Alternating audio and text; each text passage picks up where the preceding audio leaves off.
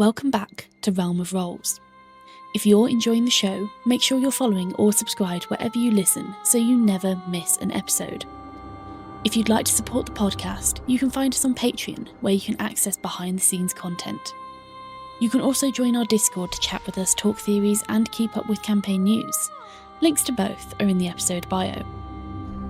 With that said, storms are rarely born in a single moment. They gather slowly, beyond the horizon, simmering beneath the skin of the sea, whispering in the hush before the wind changes. Sailors speak of them like omens, priests call them judgment, and those who've lived through one know the truth. A storm does not simply arrive, it's summoned by old debts, buried fears, and a fate once bound, now slipping its chains. Out across dark and restless waters, where the line between myth and memory wears thin, something is shifting. The world is holding its breath. Ancient powers stir below. Secrets long sealed begin to loosen, and the lives of a handful of souls are about to be dragged into currents far greater than themselves. This is not the start of an adventure. It's the beginning of an unravelling.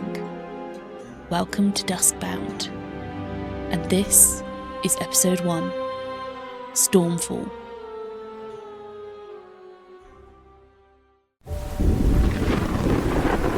Up, down, up, down. The sea beneath you swells fiercely, hurling your vessel high up as if to breach the storm clouds that press down to crush you from above. For a breathless moment, suspended in time, balanced precariously on the cresting white foam, you can picture steely rivulets of seawater shearing from the barnacle crested keel, gravity bound to the churning black below. The moment shatters. A bone-splitting crack of lightning chased by a thunderclap so resonant that the charged atmosphere feels as if it's tearing at the seams. Even with eyes squeezed shut, fractal Lichtenberg scars sear across your lids, glowing veins of fire branded into your vision. Blinded momentarily, you don't see but feel the moment balance breaks. As the prow plunges downwards, your stomachs lurch at the sudden change in inertia, feet skidding across saline-slicked boards, hands clawing for wet wood or rough hemp rope to steady yourself. The fall is weightless. You're a kite with cut strings dancing in nature's grasp, until you're grounded by the impact of ship with the yawning trough. Boards creak and splinter, the vessel threatening to rend itself apart beneath nature's wrath. The terrified shouts of sailors, brave men reduced to tremulous bilge rats before the tide makers whim, are drowned out by the moaning of the wind through canvas and roar of the storm.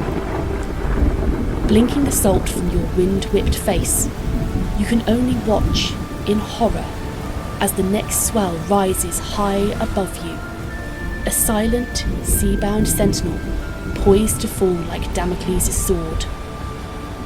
There is no escape. All you can do is brace and pray to whatever deity might listen as the wall of pitch curls and crashes down upon the vessel. The world becomes weight and water and noise, and then nothing. For the first roll of the campaign, can I please have a Constitution saving throw from everyone? Potentially.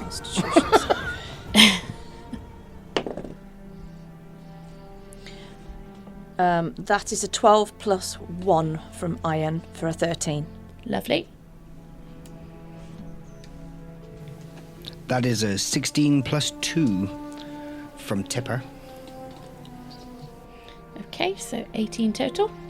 And that'll be a 13 plus 2 for 15 for me. Lovely. And Rikh. Do you want one from Crest? Yes, I do, please. 9 on the dice, +1 for 10. 10. Lovely. Okay. So. Mike. Hello. Torran wakes. Groggy. Head throbbing. Salt crusting your eyelashes together as you have to peel them apart with great force. How is Torran feeling in this moment? Oh, that was uncomfortable. He kind of sit up, stretches himself off and checks his gears all there, and then has a look around to see where he is. Okay. As you proceed to do this, Gus. Silas is in a similar state. Face down in the sand, crusted in salt and seaweed and drenched to the bone. You rouse slowly. What does Silas do?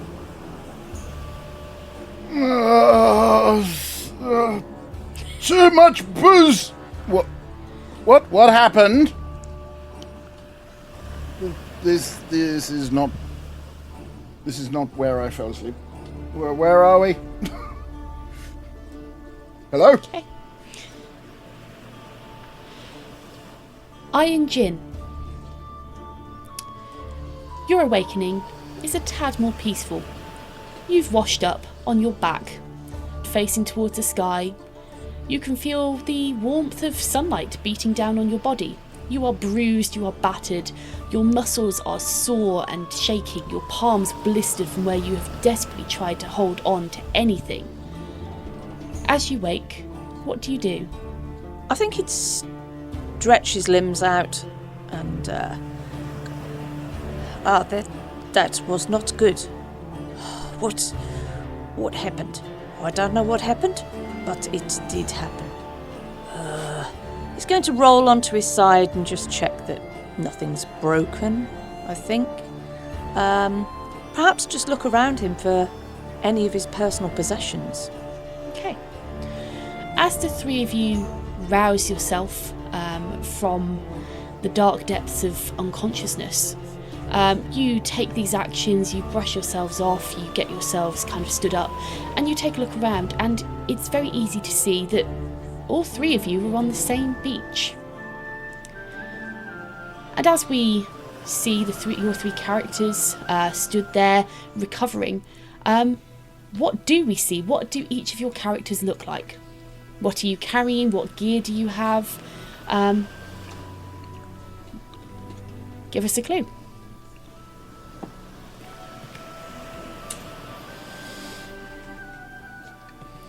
I'll go first. Somebody should. We need the talking stick. Tipper stands up. He is quite a well-built, strong man. His skin is his skin is tired by the sun. Lots of sun. Basically, a man who's been exposed to the sun for a long time.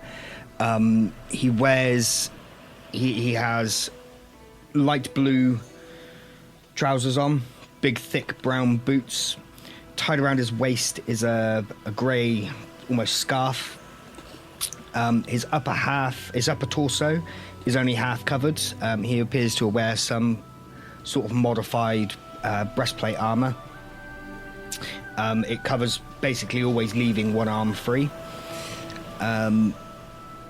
The armour itself is quite exquisitely designed. And in terms of his weaponry, he'd be best described as a walking armoury. He has a hand and a half sword strapped to his back, a rapier and scimitar strapped to his thighs.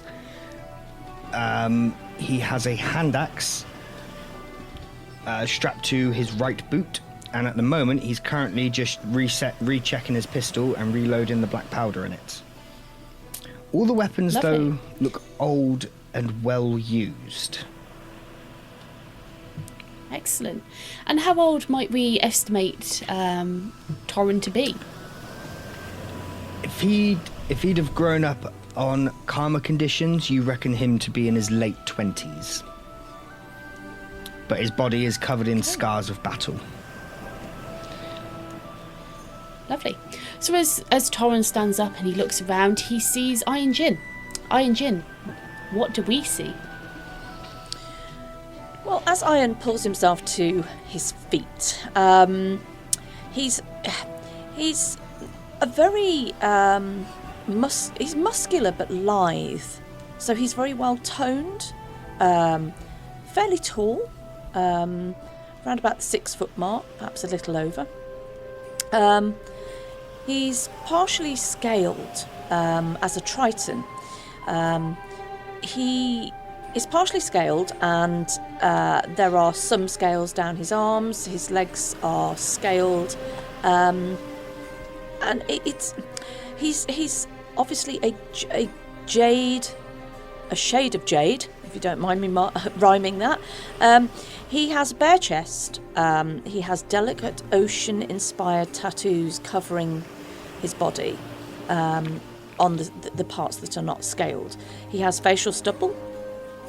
He has quite striking blue eyes.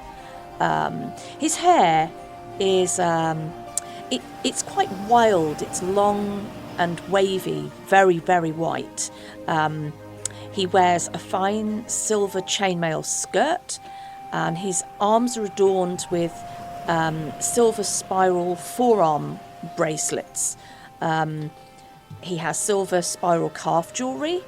As a triton, his hands and feet are webbed. He has small fins on his calves and on the back of his elbows.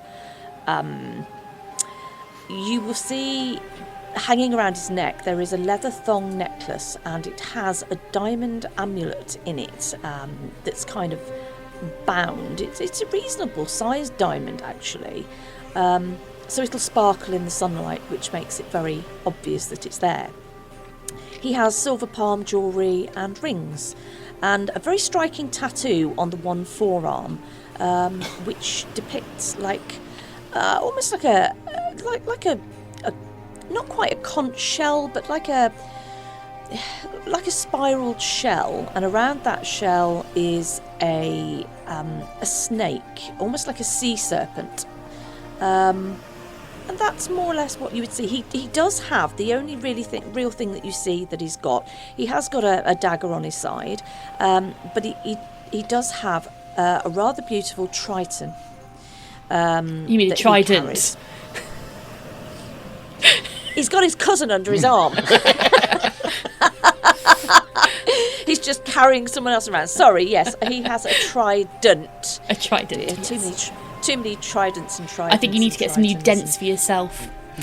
I Yes. just think. Yeah. I think how I just best had this describe- image of like a little glove puppet that's just like, this is my cousin. I was Hello. I was more thinking along the lines of how do you attack? Well, I'll beat a motherfucker with another. It just I Swinging him round. throw somebody at them first as a sacrificial lamb. Everybody step back, the triton's so loaded. Brilliant, thank you. So that's a lovely description. So how old do we expect? Kind of how old can we, I guess, that Ayaan-Jin looks? I think anybody looking on him would think that he was. They would probably estimate him to be late 20s, early 30s. He is actually early 30s, but it's quite a difficult with him looking the way he does. Tritons that look like that can be quite difficult to age at his. He's obviously not old, but he's obviously not a young boy either. Okay, lovely. So, Silas, as you peel yourself out from the sand, you've left a lovely impression where you've been starfished. You peel some seaweed off, a couple of starfish, and you turn around and you see these two people picking themselves off the ground. People that you would be quite familiar with from your time as a crew member aboard the Wildflower. These are people you've been escorting. You've gained a bit of rapport with them. But what would they see as you right yourself?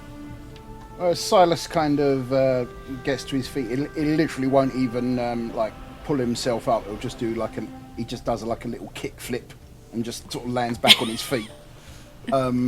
He's got a very high level of athleticism to him and he's very, very quick on the move. Although he's very kind of well toned as well. He's kind of he's by no means an obvious weakling. He's got quite the athletic physique in general, and quite a handsome devil to boot. If he does say so himself. Wearing very sort of bare minimum of showable goods, although he wears like plain leather armor with a thick hooded cloak, but lots of like pouches and pockets, and that is always something like that you can put something into close at hand, as his rapier and dagger always hanging by his side, and scruffy hair, little soul patch beard, and a cocky, arrogant smile that he wears most of the time. Lovely. So, as the three of you settle yourselves and you begin to kind of question how you've got into this situation, you all notice something. And that something is, on first glance, a corpse lying a little way down the beach. And it's not a body you recognise. You haven't really seen many people with blue skin aboard the ship. And this person definitely has blue skin. Either that or they're extremely hypoxic. So, you see this body. And as you stand there and you think, you kind of crane and look at it, and you're like, is that... It suddenly sits up. As Crest, you breathe in air, pure, sun-warmed air, for the first time in what feels like forever.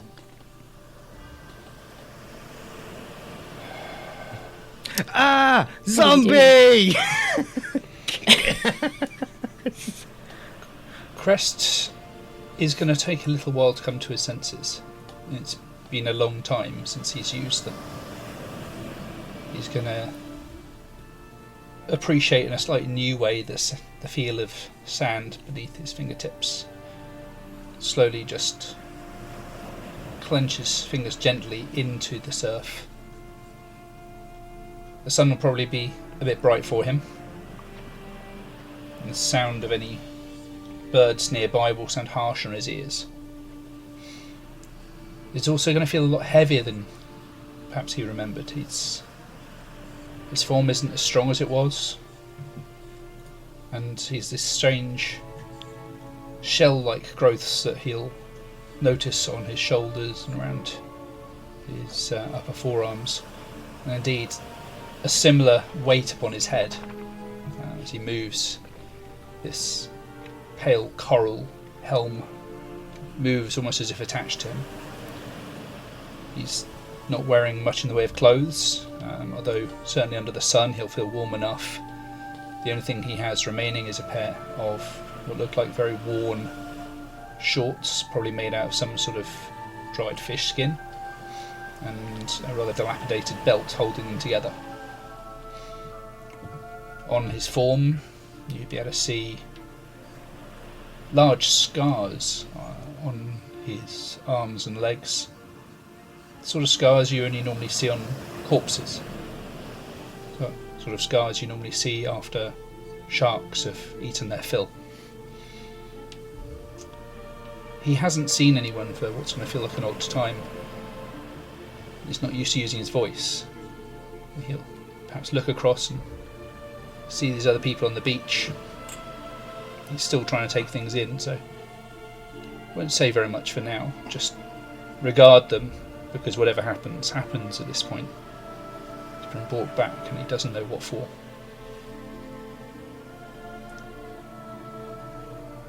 Excellent. Thank you. So, the three Upon of you... seeing this, I'm going to make sure that Yep. the other two are between me and the rising corpse. I don't know what I expected. A brave dragon Sounds like slayer, it. perhaps. It sounds like he's just dropped off the Flying Dutchman. Somebody called. Probably feels like it. Okay. So, what are you all doing on this beach? One thing I forgot to mention about Torran, I apologise for Yep. doing this. Where Torran is not wearing armour, he is covered in mariner's tattoos. All up Lovely. here. One enormous tattoo, symboling, well, you've never asked him about it, but there's an enormous tattoo basically covering his entire shoulder that bleeds into his chest and on his back, threads down, and then there's scripture down his arm. Lovely. So we can expect a busty mermaid on your ass crack as well. No, I was more thinking... If we're lucky. I was more thinking like a gnome with a lawnmower over my pubes, but Oh, wow. There's Two big W's the on bottom of his the ass barrel. cheeks. Little late for welcome trimming to the the new verge. campaign. Welcome to the new campaign, everyone. And so it It's begins. tramp stamp, innit? I wasn't the one to lower the tone first. Yay!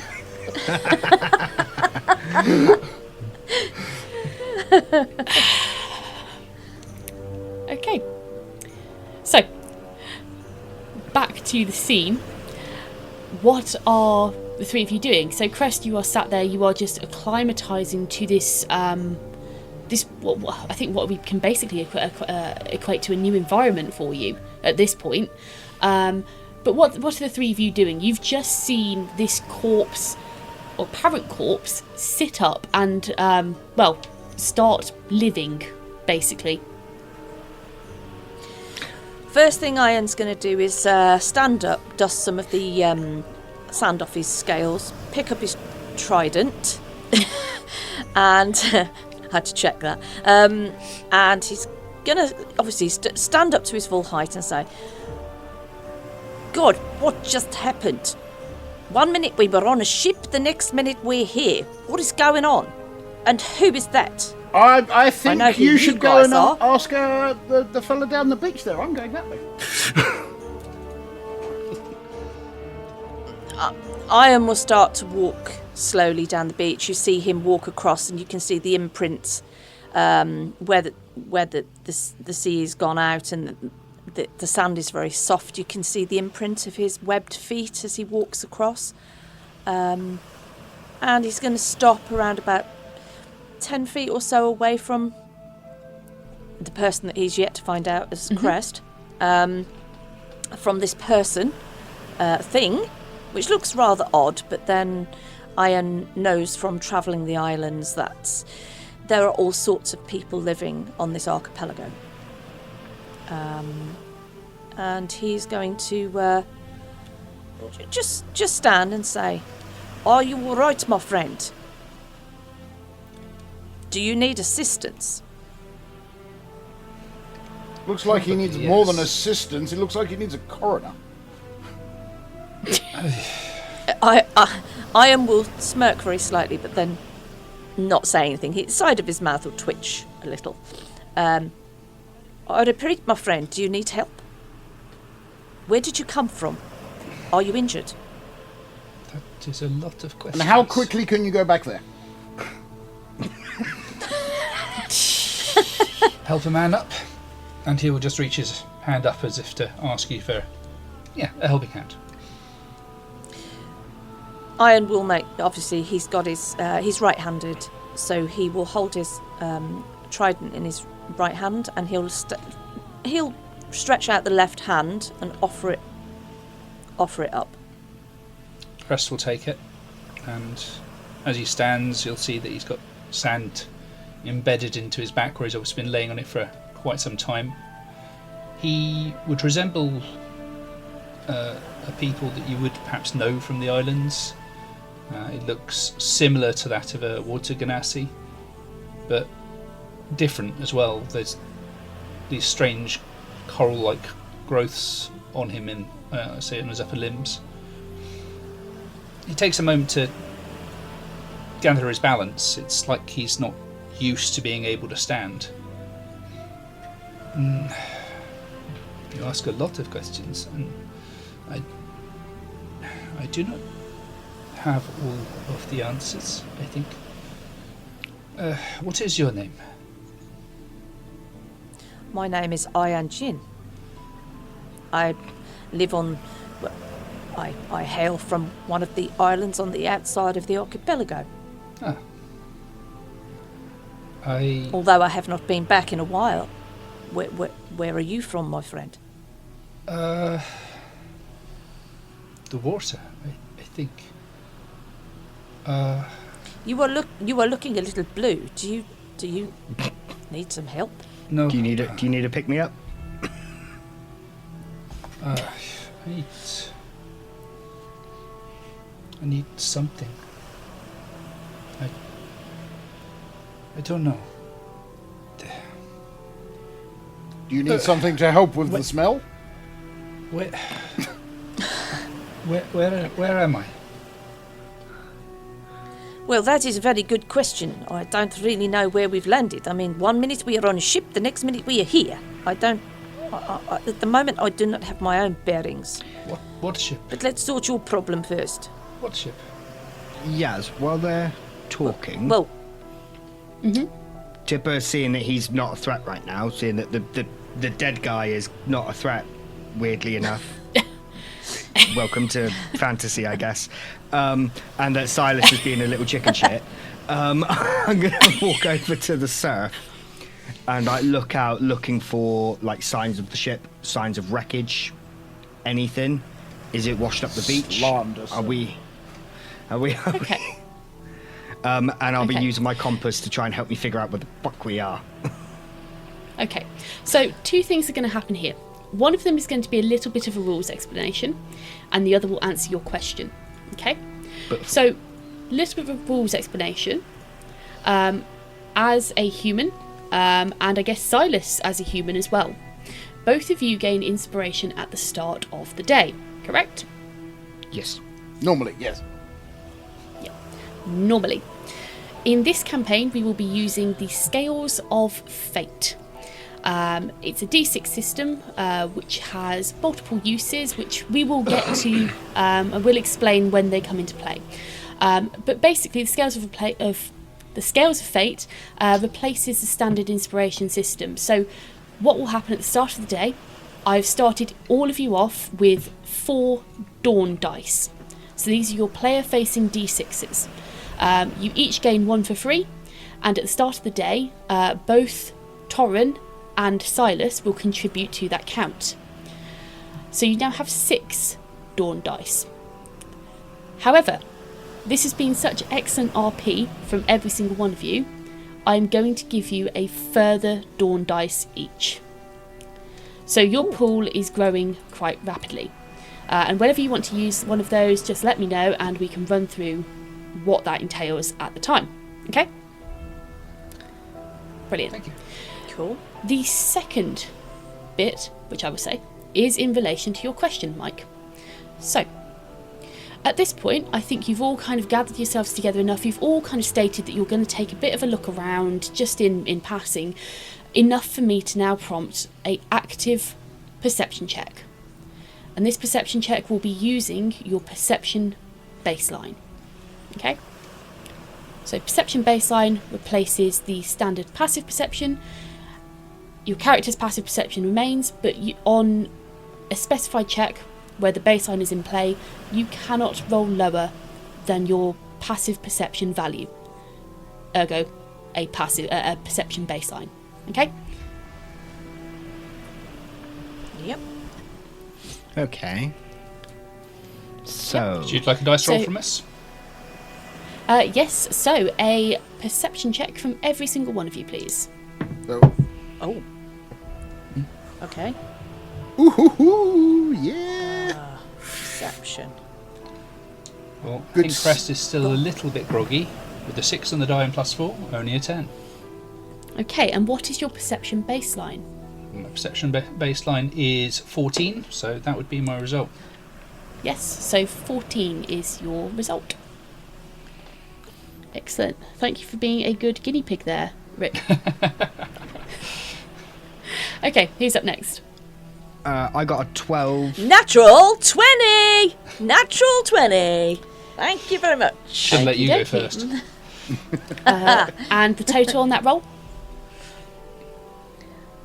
That's a much harder Sorry, question. I didn't even. There you go. I was She only so got pleased halfway. with the 20. Yeah, I was so pleased with the 20. I didn't bother adding anything else.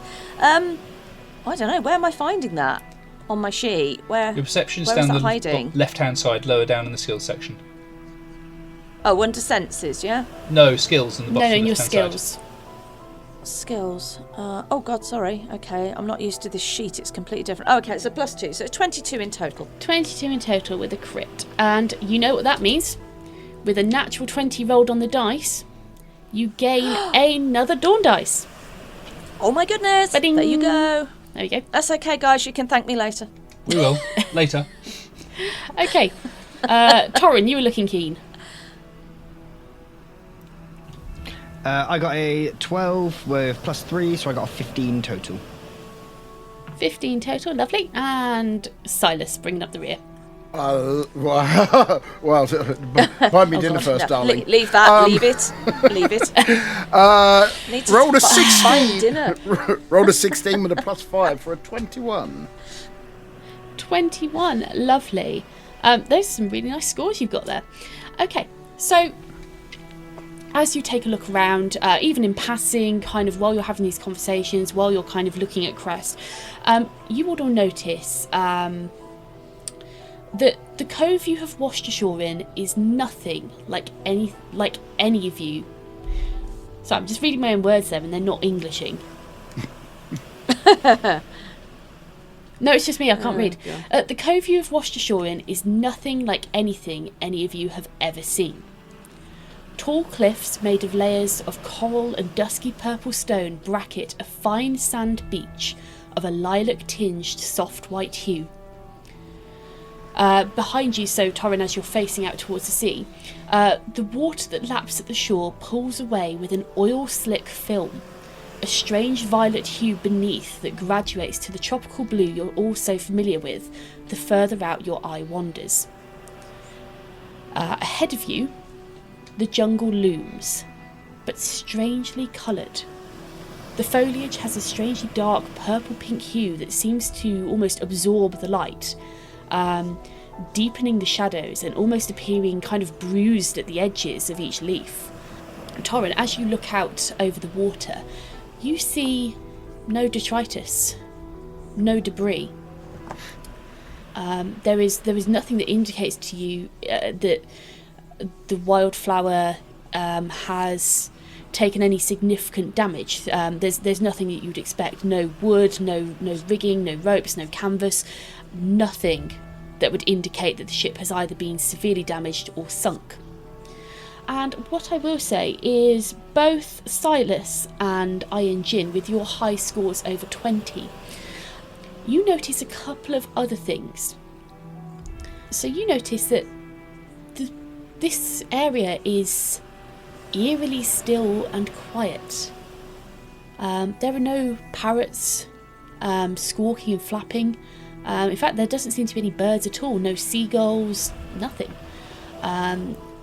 You can't hear monkeys hooting and hollering in the canopies. In fact, the canopies themselves are still and silent. Like the sea breeze doesn't even touch them. And Ayaan-Jin, further to that, you notice something else. As you look up towards the canopies, trying to see even a hint of movement, you can see a faint shimmer far above in the sky. And as you tilt your head trying to figure out, well, is it something flying over the top? Is it a bird?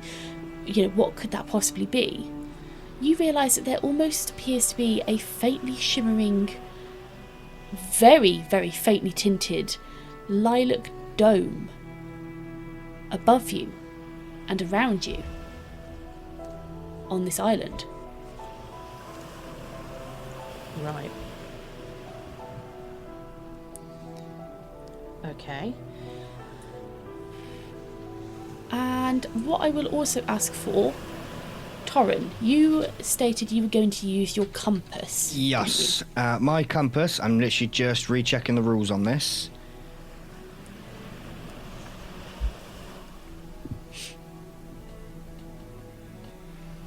Where is it?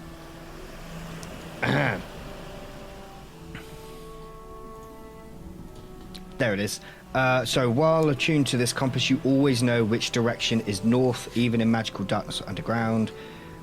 Steady hands when using the navigator's tools to chart course. I can roll a d4 and add it to the ability check when using those tools. Once per long rest. And once per long rest, while at sea, I can spend a minute observing the compass and surrounding conditions to get a vague sense of the weather. So I'm basically doing the first option, true north, to at least figure out where north is right now. Yeah. You pull out your compass, and would you like to describe that item for us? It is small, fits in the palm of his hand. It is a brass tool. It is finely carved, probably in craftsmanship alone is worth far more than anything Torran should be legally allowed to own. It has engraving on it, but without closer inspection you can't read the engravings on the top of it. And it just, it seems like a very simple, very finely wrought brass compass. Okay. You palm your compass, and you go to take that familiar reading. One that you've taken almost what it feels like 100 times a day when you're at sea. But this time, something is distinctly different. Where the compass you would expect it to point in one direction with utter surety, this time it spins, the needle forever seeking a direction which seemingly doesn't exist. I'm gonna walk back over to the group. Just go.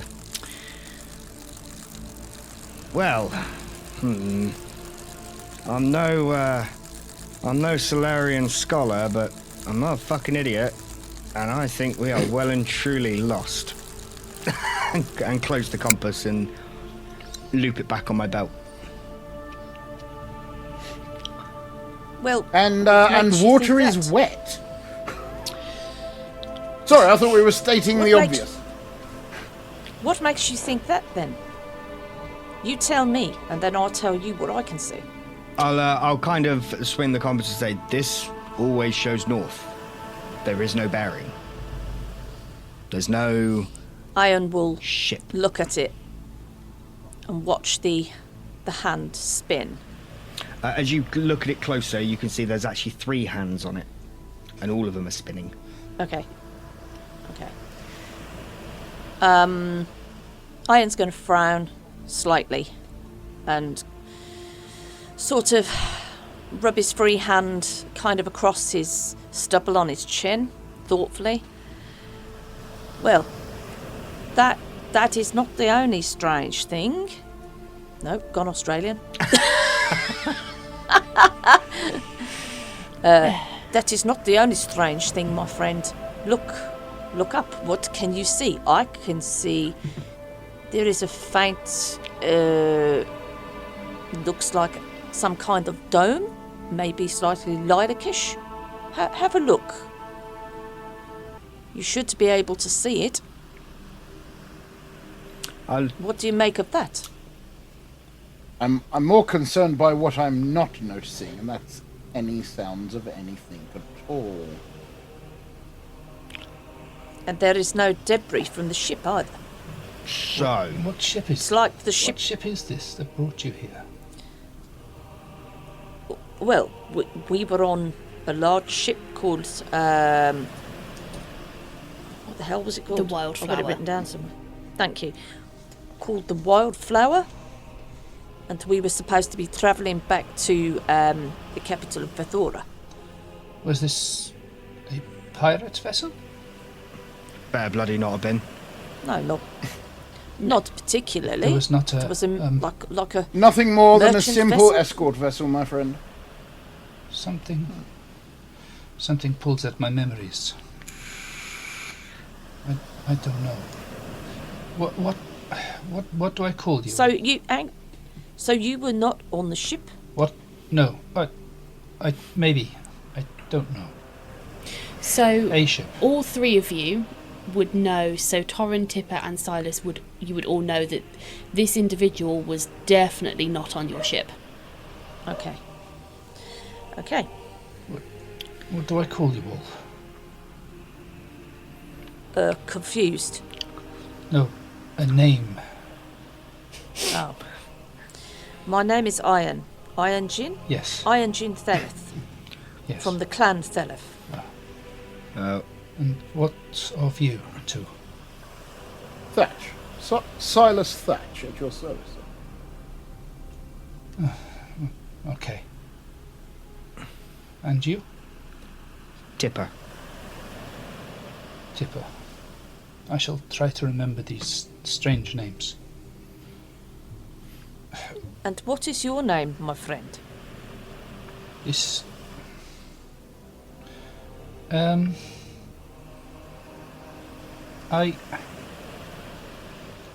sort of look out across the waves for a moment. I am... Is it wave? No, not wave. Not ocean. Something... White caps? No. Crest. Crest. Crest. You... Yes, that's it. That feels right. My name is Crest, I think. Yes. Why are you all here? What brings you here? Well- This ship, it has left? Well, being the odd one out here, we thought that you'd be able to fill in the gaps, dear fellow. Why? Well, we I all remember know this- each other, and we don't know why we're here. But yet you're here all of a sudden. Yaz, before Maybe. we woke up, does Tipper remember how quickly the storm came? The one that clearly washed us off the ship. That is a very interesting question, and a very pertinent one. Could you please make me a... What's the best check here? Just give me a second to take a look, because this one is an interesting question.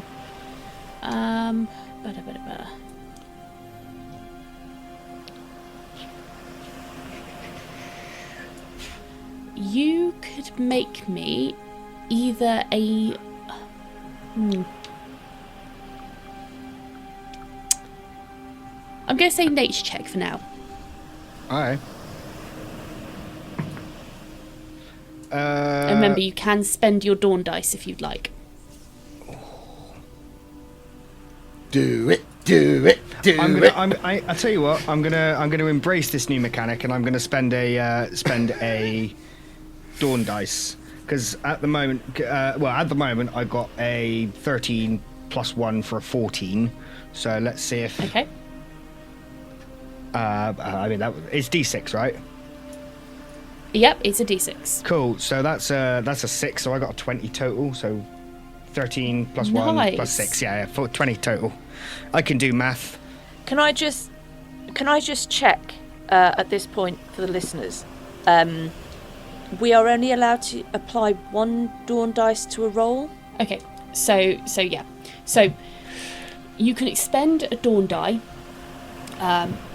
as per the following rules.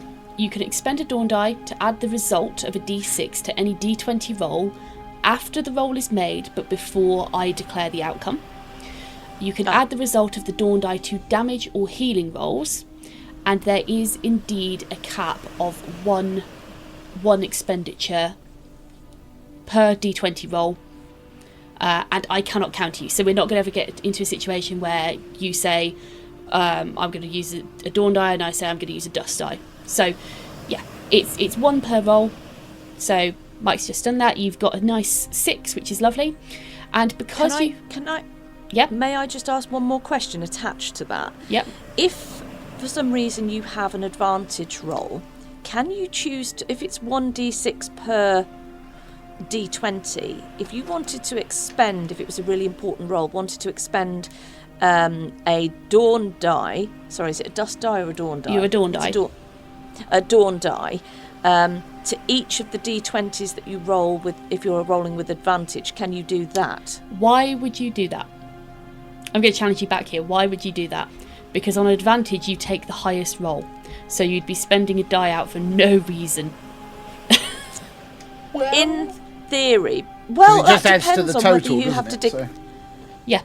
Yeah. So- If you're Right. rolling 2 d20s, you could add a dawn die to 2 d20s, but you'd expend 2 and, you're not guaranteed, You'd only really. gain the I just benefit of want- one.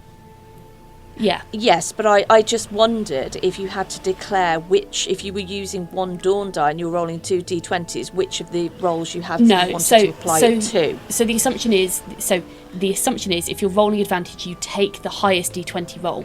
You then add on to that d20 result your dawn Okay, die. that's If fine. you're rolling at disadvantage, you take the lowest d20 roll. You can then add the dawn die onto the lowest value. So That's in fine. the situation of advantage disadvantage, that resolves before you add the dawn die on. Yeah. Okay, That's fine. That is That's an fine. edge case, and that Yep. wasn't included in the rule set. So thank you. I'll have to update them now. Thanks. Okay. Sorry. Okay. So, with the expenditure of a dawn dice, what we're going to do is we're going to click this little button here which says Spend Dawn. I now gain a dust dice. So for me, that dust dice is another d6, exactly the same as a dawn die, but I can use that dust die to add the result of it to an enemy's roll, save, or damage, or impose disadvantage to any of your next d20 rolls. Sorry, your Right, next so when d20 roll. Disadvantage So or when we 1d6 off? spend Sorry. Disadvantage. So when we spend a dawn die, it then flips over and you get a dust die. Yeah. So whenever you spend Okay. a dawn die, I then gain the benefit of that, and then as soon as I use that, the die goes out of play. Okay? Okay. Cool. Okay, cool. Cool. So, Mike, Torran, with a 20 on nature, your question was regarding whether this storm was particularly quick to come about. Yeah, was this... I suppose the question I'm asking is, was this a naturally occurring storm? Was this something that we'd have seen in the distance and tried to avoid? Or was this something where I'm looking over the port side and it's all sunny days, and I look over the starboard side and all of a sudden it's gone into storm? It's like, is that sort of what we're talking about here? So, yeah. So with that roll, you would know that this wasn't a daytime storm. This was a nighttime storm. So clearly what's happened is the storm has occurred at night. You've been washed overboard and you've woken in the morning. So you've been unconscious for an entire night, basically. But the storm was sudden. It was sudden, it was forceful, and it was a little bit like seeing your mother approach. And I don't say that. it was So Torran gets non-consensual. a reference. Jesus Christ, Gus. No. So, Torran specifically would understand the reference. The rest of you aren't. It's nothing against mothers. It's just Torran's mother specifically. So for you, it is very much resembles that kind of ferocity. Incident. Okay. Yes. Thinking about that, Torran's immediately going to put his hands on his weapons and start looking around, making sure shit's not going south really quickly. And if you would like, you can also make me a religion check off the back of that. It's going to be a very high DC, but you can make me a religion check.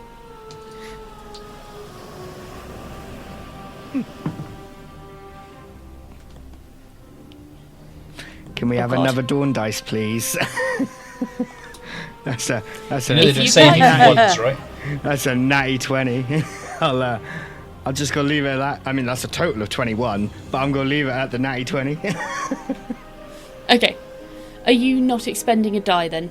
You're just leaving it nat 20? No, I rolled a nat 20, so we gain a dawn dice, don't we? Oh, yes, you do. Dawn Sorry, dice. I thought Yeah, you said yeah. you were going to use one. Yep. No, there we no, go. no, no. Two What I nat was- 20s. I'm sorry. just trying to mug us off already. I was implying, could you put another one in the pool because I've rolled a d20? Got you. Okay, yeah, so with a natty 20 for a total of 21, nice job. Yes, so when I say this reminds you of your mother approaching, it does remind you of that, but the ferocity, the size, the scale, how suddenly it appeared with obviously your mother nowhere in sight, very, very much reminds you of Lady Moore, the Tide Maker. Uh-oh. Okay. Thinking about that, I'm just gonna kind of like start scratching the back of my arm where the tattoo is, saying we probably shouldn't be here. Or we should, I don't know. What tattoo is it that you have on your arm there? What languages do you speak, I suppose? Trying not to metagame here. No, that's fair. I know you've got the scripture on your arm. Yeah.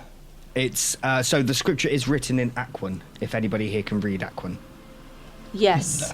No. Ayaan would be able to read that. Cool. So Torran's tattoo starts pretty much at his chest, although the centerpiece of it is clear on his shoulder. It's a large oval surrounded by an iron chain. In the center of it is a ship that appears to be on its side, with half the hull blown out. Surrounding the iron chain appears to be the maw of some gargantuan creature, and its tentacles go up and across Torran's chest and go down his back to where the armor, disappearing behind the armor. The ones that go down past his elbow, and then almost encircle this scripture in Aquan. It reads, "Through ruin and wreck, the soul. Oh God. We'll try that again, shall we? Take two.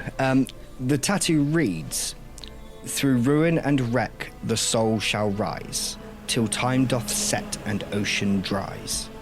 A great soul stands through ebb and flow, from Leviathan's maw to nest of crow. Let krakens roar, let tempests form, the soul shall not fear the coming storm. She rides the wind, commands the rain, and masters the soul's hurricane. Though wild seas surge and shipboards moan, her truest love will lead the soul home." And that's all in Aquan, though. All in Aquan written. You must have a big chest. I know, it's all down his arm. All down here on the upper of his right forearm. Okay. Right. The Did you get all that? Not at all. I started with the first one and then gave up. I thought, oh no. So this is going to rattle on for ages. those of you who know tattoos can tell that this has been added to over years. The central oval with the chain appears to be the oldest tattoo, and the first three stanzas of the prayer appear to be at the same age. The second two stanzas appear to have been added some years later. They're not as faded. The tattoo's not as faded. They look. The first lot looks at least a decade old. The second lot looks substantially newer. Okay. So probably Ayaan would have tried to at least catch parts of it as Torran was moving. Yeah, he's always had it uncovered. As long as you've known Torran, his armor always keeps that arm uncovered. But when you've seen him in his sword training, as he does every morning, he leads with that arm. So he appears to have it uncovered more to improve mobility in the arm. Okay. Ayaan is going to look around amongst his fellows that are stranded on the beach. Mm-hmm. Does anybody look as if they are actually physically injured. So, what I will say is, in mechanical terms, none of you have any hit points missing. But in kind of narrative terms, you all look battered. You have sore muscles, you have bruises, you have some minor abrasions and cuts. The worst someone might have is like a split eyebrow or, busted lip. I mean, they look at this point, the injuries have been around for a little while. They've been in salt water. But, they don't look like major injuries, really. Okay. All right. Okay. Well, as awfully nice Fine. as it has been to meet you, Mr. Barnacleman, standing around on this beach is getting us absolutely nowhere. I'm going to go and try and find some civilization. If anybody cares to join me, I'll be going that way. And I'm just going to start walking off down the beach. Okay, so what I will say is this is a very, very short beach. You are in a cove. There are tall, towering cliffs on each side. So you can walk off down the beach if you want. You will find a Tall, cliff. towering cliffs are not an issue for me. Three steps and he's vanished. As he gets to the bottom of the cliff and looks up, I'm go, "Do you find any civilization there then?" I think even Crest will crack a smile like that. I'm just going to start climbing up the wall. Okay. As you start Absolutely doing effortlessly, in that, fact. can you please roll initiative? Oh, God. No, I was taking the piss. Don't roll initiative. Okay. Attacked by the cliffs. Okay. Yeah, you've I was encountered a just about to CR100 cliff. Yeah, I was just about to say, right, there's 11 dawn dice. I'll use them all. Okay. What you can do, though, all of you, is you can all make me a perception check, again, using your perception baseline. Okay. That's a bit higher. I have a 17 on the dice, plus 4 for 21. Okay, hang on a second. So you had a 21. Yep. I got a 15 on the dice for a total of 20. 20, nice. I got lower than my perception baseline, so I got 13. I rolled a 7 plus 3 gives me 10, so I got 13. Okay, very nice. Ayaan trips over a piece of seaweed as he rolls a natural 1 plus 2. Lovely. So, with a natural 1 From on hero your dice, to 0. on your die, I get a dusk die. Thank you very Bugger. much. You're quite welcome. Okay. So, Bugger. Ayaan doesn't notice this. You're Not much. you're busy doing something. And I will say that Torran doesn't either. Perhaps you're both kind of absorbed in Torran's tattoo, and maybe Ayaan's asking a couple more questions about it. Torran's heckling Silas, so kind of occupied. But both Silas and Crest, you will both hear a relatively loud. It's a sound in the distance. Crest, you are less sure of what this is. It's loud. You assume that if you were stood right by it, it would be very loud. But it does appear to echo across the island. Silas, you would be more familiar with this sound, as you have spent enough time aboard the Wildflower to be able to recognise the sound of her cannons. Aha! And it is faint. It's definitely, not close. Not within an hour's walk. I would say with that kind of score, you would be able to tell that from kind of pinpointing the direction appears to be through the jungle ahead of you. So you've got this cove, you've got a jungle. Through the jungle, it appears to be directly opposite you. And from the sound of it and the way it echoes and resonates, you would probably say that it is going to be about a day's travel. It sounds like it's about a day away. It's resonating quite loudly, but you've got a pretty good grasp on things. Yes, Ayaan-Jin. Can I just double check the surroundings? Is there, in the cove, is it a curved cove and there's cliffs to the left and the right, either side of us, and behind us on the land there's opening into the jungle? Is that how this is situated? Yeah. Okay, thank you. Yeah. Okay, for everyone's so benefit. Ominous. how tall are these cliffs, like to the top of them? They are very, very tall. Do they go above the tree line, or? Yes. So what I will say is what you can see of the land is that the land slopes upwards. So Right. where you are at the moment, you're kind of like at the low point. The cliffs are quite tall. The land clearly slopes upwards, and currently at the kind of beach level, yes, the cliffs are taller than the trees. But then the but- tree line goes up and up. Right, gotcha. Yes. Yeah. Okay. Ah, You think this is a threat? Something we must be aware of? not a threat, my friend, but home. This way. Of course, after you. Have nowhere else to go. No idea where I am. Why not, I guess. And I ain't going. Ayaan will. I ain't going in there first. Well, I mean, it's obvious that Crest has... Bless you. Crest has sustained some pretty bad wounds in the past. He's not eager to get any more, but the things that did this to him are obviously not on land, so why not? He'll walk alongside you, should we say? Ayaan will put a guiding hand on his very confused now friend's shoulder and just guide him along just in front of Ayaan. Perhaps just walk along, give him a bit of reassurance with a... Because he obviously seems very confused. Okay. Yes, he is. I would be He'll probably careful, appreciate I would be that. careful touching our barnacled friend. You might catch something. Well, the only thing that I think that we should catch is possibly some fish. We need to check that we have enough rations, and to make sure that we have water is important, I think. Salvation, have any water? salvation, by my estimation, is but a day away through there. So if we hustle, then we should be fine.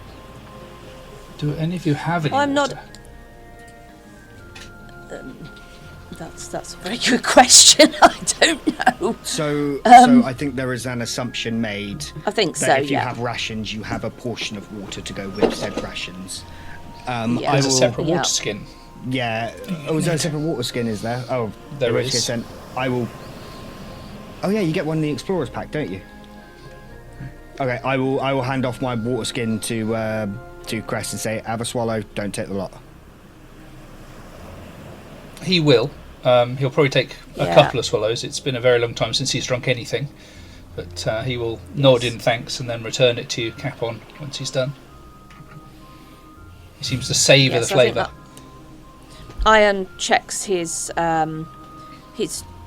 packs and things that were attached to him when obviously he disappeared off the ship, and yes, he does have water skin and rations and things like that. So Yes, it's good. Okay. Well, let us move on, I guess. Tipper will move to the front and look at Silas and say, which way? Yeah, I will point in the rough direction that I heard the sounds. But He'll take out one of his Yeah. various blades and start cutting the path through for us. Okay. So yeah, you can enter the jungle. While it is dark and while the foliage is dense, there isn't much need to hack through a lot.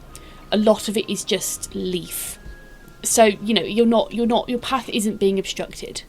But the further you push inland, the more the jungle seems to press around you. Broad leaves overlap, blocking the sun in irregular patches, throwing everything into fractured light and shadow. The air smells damp and faintly brackish.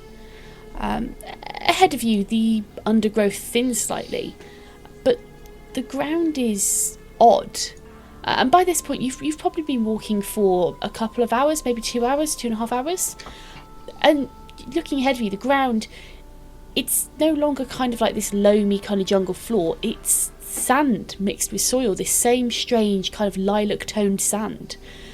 And it's almost kind of like quite pitted and broken and scattered with fragments of carapace, which is almost darkened unnaturally, but doesn't smell of rot. I think Crest would reach down and just gather some in his hand as if to inspect it. The colour is familiar to him from something. He's not entirely sure what. He'll just keep it in his hand and play with it as he walks. Yeah, they're quite... So if you would like to make me a nature check, yes, you do that. That'd be brilliant. Okay, that's a 13 on the dice, plus 4 for 17. 17, nice. We've got really good rolls going tonight. Okay, so yeah, with this 17, this is very clearly, very obvious to you, some form of crab shell, crab carapace.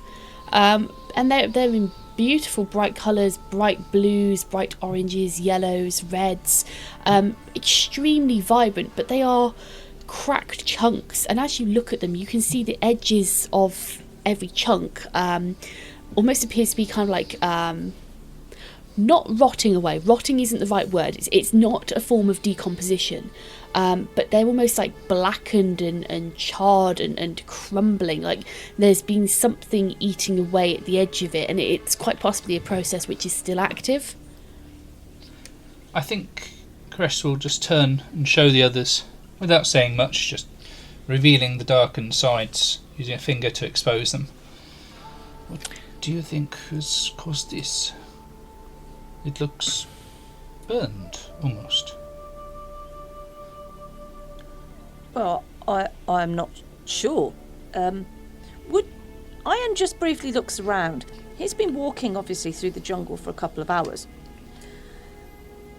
The strange hue of the water and the lilac, the very faint lilac dome above them, can he make out whether the actual leaves are a tinted hue of purples or lilac, or does he think that is the reflection from whatever this is above? Yeah, so absolutely. So looking around, you've travelled through enough of this jungle, you can see that, you know, some of these leaves are green.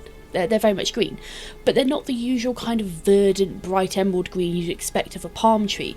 They're very dark and very dim. They almost seem to kind of absorb the light, and the edges have got this kind of weird purple bruising around the, like, just on the edges of every leaf, which they're like tinted almost. And then as you've been travelling, you've come across plants and trees and stuff which are almost entirely purple, their leaf colour. Some of them are a dark, like mauve kind of purple, some of them eggplants, some of them are a slightly brighter tone, but maybe a bit more violet toned. But there definitely seems to be a kind of a running purplish kind of theme, kind of almost threading through this island. But does he think that this is a reflection, or does he actually think this is No, the this coloration is on the actually on the plant? leaves, Right, the actual okay. plants.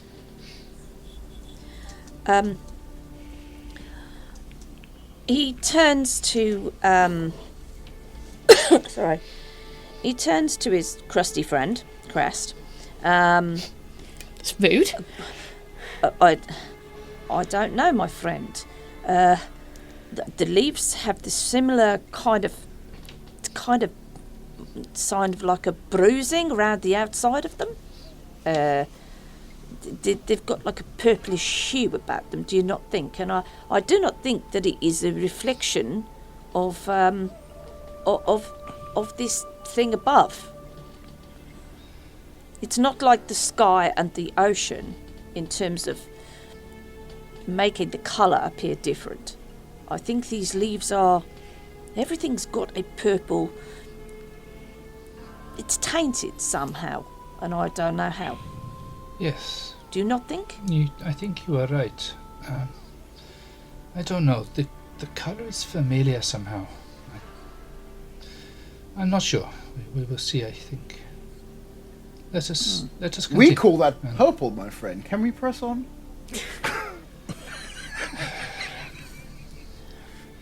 Please, lead on. That will just get raised eyebrows and a cock of the head, and Ayaan-Jin will move on. Are we done playing in the sand, or do you want me to get you a flag to plant in your castle?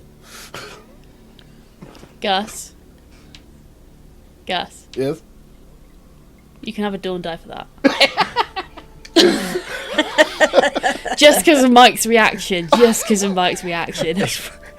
sorry, it is peak. For listener awareness, when the characters were kind of pitched and we were sort of pitching our concepts, and I heard for Gus's character it was what was it, a Saki Sly bastard. Sly bastard, and this is just peak. I'm sorry.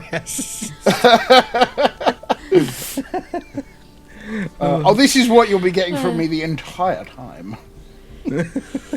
That's it. I'm out. I'm off. I don't mind. Bye. Don't mind. I'm happy with this. Okay. So as you're stood in this, almost like this kind of almost thinning patch where you've got these kind of carapaces poking through, and as you look around, it's not just one or two. There are dozens and dozens of broken pieces of carapace of slightly different shades and hues, violets, oranges, sunset reds, this, an entire medley of tropical colours, all of them with the same strange blackening at the edges. It's at this point, as you're looking through, you can actually see that the jungle ahead of you is thinning. There is a noticeable thinning to it. And if you were to approach that kind of thinning, you would see that you are now approaching a wide clearing. So I'm just going to drop you into the map on Roll20. Ominous. Hopefully everyone is there. Oh, that's and I'm just going to drop your characters into the map real quick. So feel free to move yourself around slightly and position yourself. So you are entering this clearing at, on the map is the eastern side, and this clearing is large. It's about 110 foot across, so directly ahead of you, 110 foot to the other side, and about...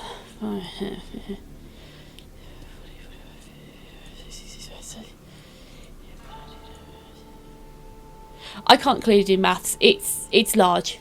Hang on a second. I counted this and it's clearly counted it wrong. Hang on. 5, 10, 15, 20, 45, 50, 55, 60. It's about 205. Oh, yeah, it's 200 feet. It's 200 feet along, and it is 150 feet wide. 150. Thank you, Mike. Completely forgot there was a measuring tool on that. You can tell how much I use for 20, right? Yeah. So it's about 205 long, 150 wide, and the edges are these aren't defined edges. There is shrubbery and trees, and this is probably the most kind of like alien looking clearing that you've probably come across. You've come across like little bold areas and little patches where there's a break so that sunlight streams through. But this is a big clearing, and the trees surrounding it are a pretty even mix of bright violets and deep eggplants and greens, and there's a lot of flora. There's Flora. Flora and fauna. Is yes. that what you were going for? Yes, I then thought one's an animal, and then I was like, well, it's not an animal, and I'm just confused. I'm just going to roll with it at this point. So there's lots of kind of like ground shrubbery. There's big flowery bushes in bright pink colours. There's small kind of spiky, almost succulent-like plants in bright blues and purples and pinks, all kind of just like lining the outside of this area. But the real interesting thing is in the centre. So not directly in the centre, but kind of clustered in like almost like a kind of rough ring in the middle of this, or in this clearing. There is a scattering of large rocks. And these rocks are quite old, they're quite mossy, they look to be grown over. Each one of them sunk into almost a very shallow pool of that same purple water you saw at the shoreline. And there are little lily pads almost which are living and thriving in these little pools. And from where you are, you can see a couple of things like crates and old broken crates and stuff and barrels.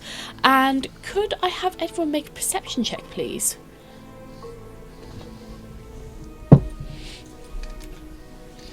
Okay, that's a 17 on the dice, plus 4 for 21 again.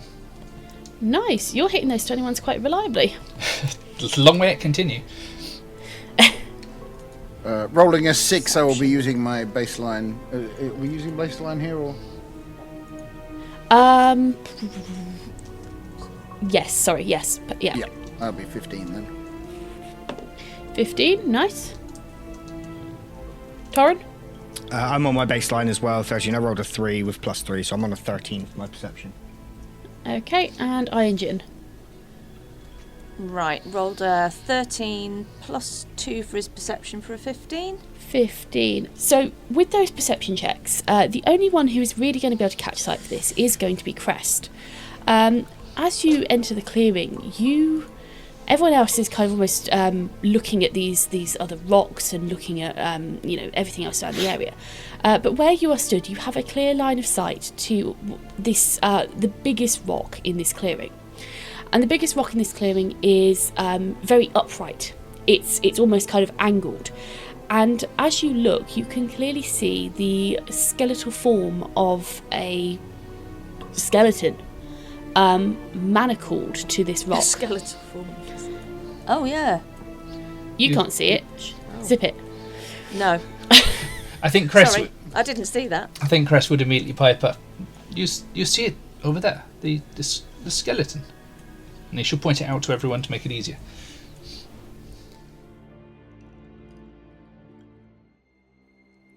If you enjoyed this episode and want to support the show, you can find us on Patreon, where you can access behind-the-scenes content. You can also join our Discord to chat with us, talk theories, and keep up with campaign news. Links to both are in the episode bio. The next episode will be out on Tuesday the 21st of April. We hope to see you there. Until then, keep rolling.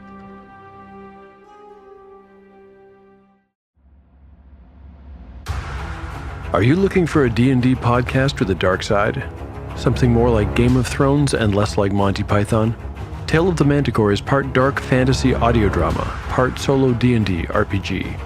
There's no plot armor here. The dice make all the important decisions. Join me as I resurrect the excitement, wonder, and emotion of old school D&D. Made for a mature audience, Tale of the Manticore is both a fiction and a game. It's the story where chaos rolls.